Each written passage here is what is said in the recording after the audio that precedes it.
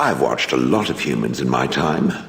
It should be aware that I've decided that it is not much like any of them.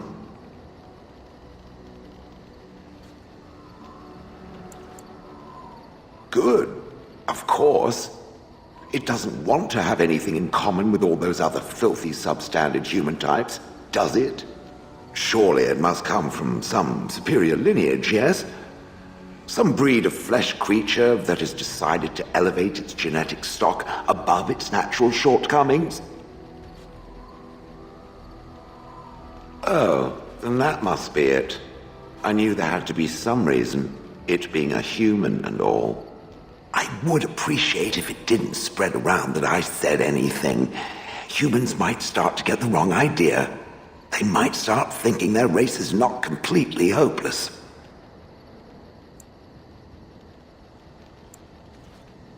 It is quite welcome. Now, let us crush something into a fine paste before it starts to think I've gone all soft. Perish the thought.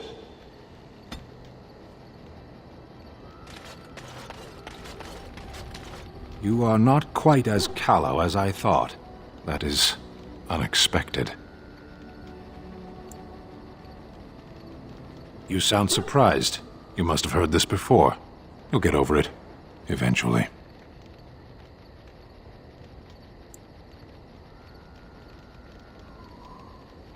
I caged myself. A weak mind is a deadly foe, as you are no doubt aware. I told you before that I was sent here. I was not sent alone. I came to your lands with 7 of the Beresad, my brothers, to seek answers about the Blight. We made our way across the Ferelden countryside without incident, seeing nothing of the threat we were sent to observe. Until the night we camped by Lake Calenhad. They came from everywhere. The earth beneath our feet, the air above us. Our own shadows harbored the Darkspawn. I saw the last of the creatures cut down, too late. I fell.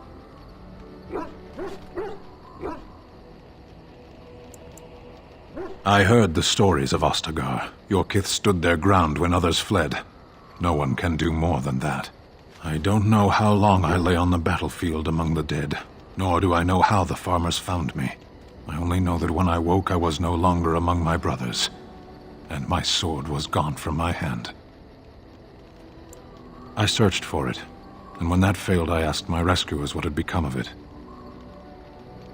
I killed them. With my bare hands. I did. I knew they didn't have the blade. They had no reason to lie to me. I panicked. Unthinking, I struck them down. That sword was made for my hand alone. I have carried it from the day I was set into the Beresad. I was to die wielding it for my people. Even if I could cross Ferelden and Tevinter unarmed and alone to bring my report to the Arishok, I would be slain on sight by the Antam. They would know me as soulless, a deserter. No soldier would cast aside his blade while he drew breath.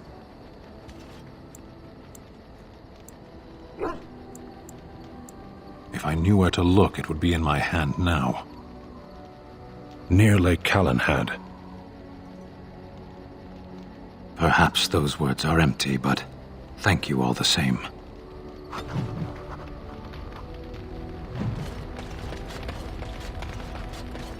I've a question, if I may. Well, here's the thing. I swore an oath to serve you, yes? And I understand the quest you're on, and this is all very fine and well. My question pertains to what you intend to do with me once this business is over with, as a point of curiosity.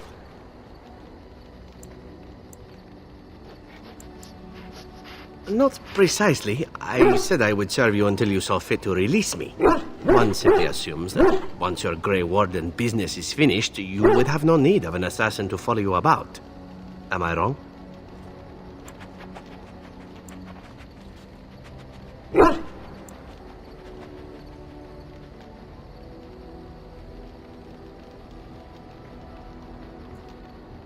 Could I?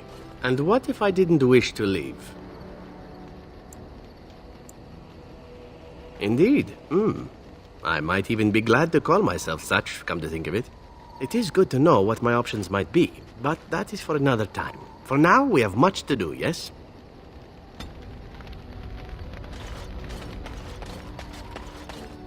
Have you encountered many abominations, apart from the ones in the Circle Tower? Ah, yes, Connor, of course. The first time I saw an abomination, my blood turned to ice. It was months before the nightmares stopped. It was the knowledge that I could easily become one of them that frightened me the most.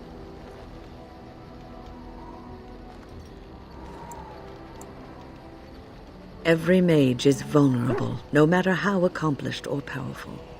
That is the first thing we learn, and overconfidence can lead to recklessness. One slip. All it takes is one slip, and everything you are is simply gone, replaced by madness. And there is no turning back, or at least that's what they say. Of late, I have begun to wonder if there is any way an abomination can be cured, or if a mage could be so possessed and still retain their sanity, their humanity. Yes, it is madness and cruelty that define abominations. If those are lacking, if the mage remembers the person they truly are, then they are not an abomination. I never saw that. Thank you for showing me another way of looking at it.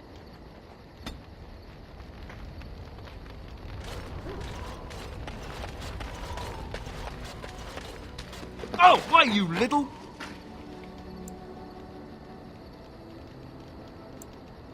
Your furry friend here took offense at me getting near his food. He snapped at me, look.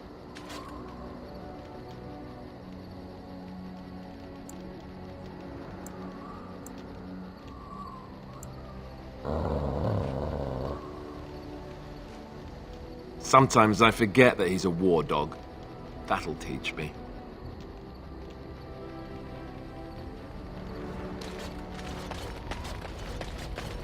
Look, before we go any further, I want to say something.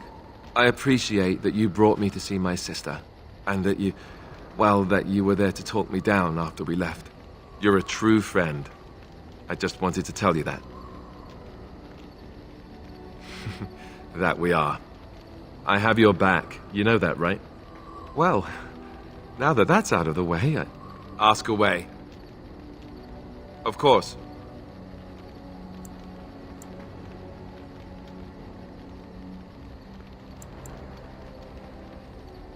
You never asked?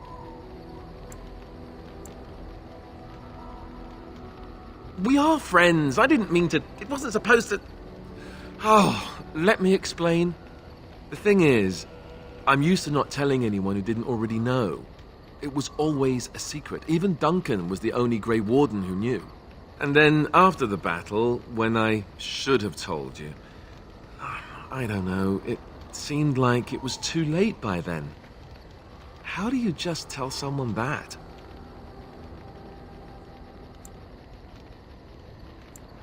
I should have told you, anyway. It was important for you to know. I guess part of me likes you not knowing. They treat me differently. I become the bastard prince to them, instead of just Alistair. I know that must sound stupid to you, but I hate that it shaped my entire life. I never wanted it, and I certainly don't want to be king. The very idea of it terrifies me.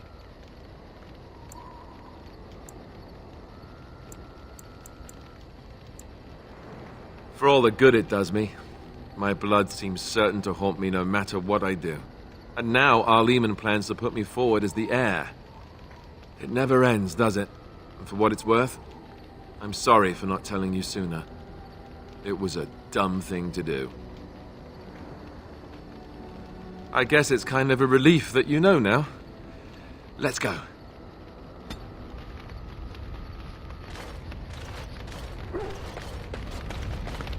Something I can help with? Yes? What's on your mind? I miss Val Royeaux. Unlike other cities where the people are the lifeblood and the character, Val Royeaux was her own person, and of people little more than decorations. There was always music in Val Royeaux, streaming from the many windows, quiet refrains and triumphant choruses, and always, floating above that all, the chant, coming from the Grand Cathedral. It was magnificent. If you get the chance, you should see it, at least Val Royeaux. Of course there are good things and bad things about Orlais, like anywhere else. Sometimes I miss it dearly, and sometimes I'm glad I'm rid of it. And you will laugh at this, but I miss the fine things I had in Orlais.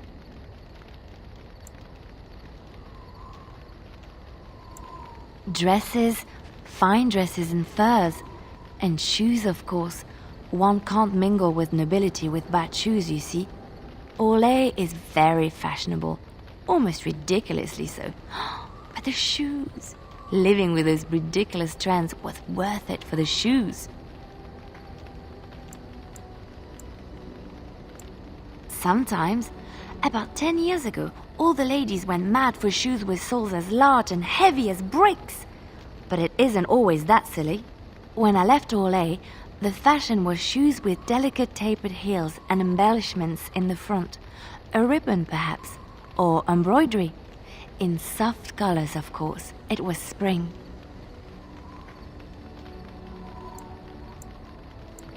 Yes, well, a fair amount.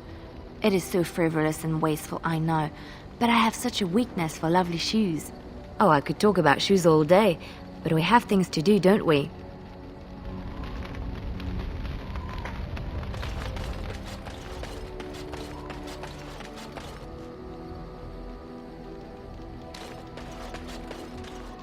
You're a hard man to find.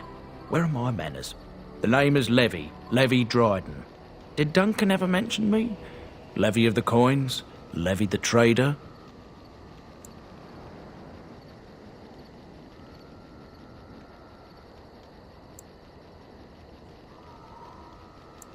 Really?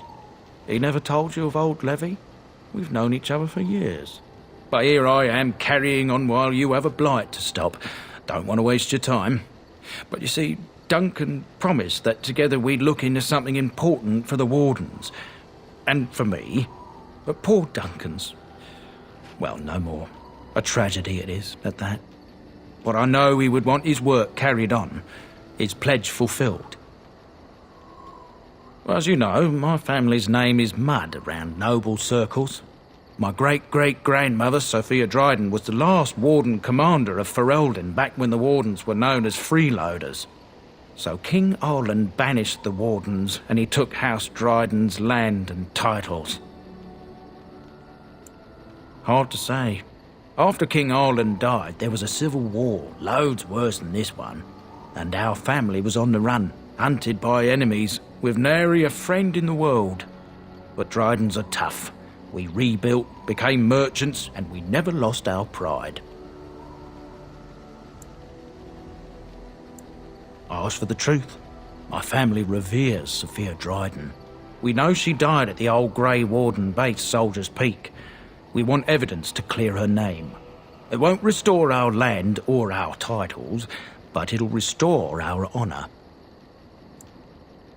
Well, no one's been to Soldier's Peak since Arland's days. At least none that's come back. I spent years mapping the maze of tunnels to the peak, and I found the way a few years back. So I went to Duncan, I did, and I said that he could reclaim the old base and my family could have its honour.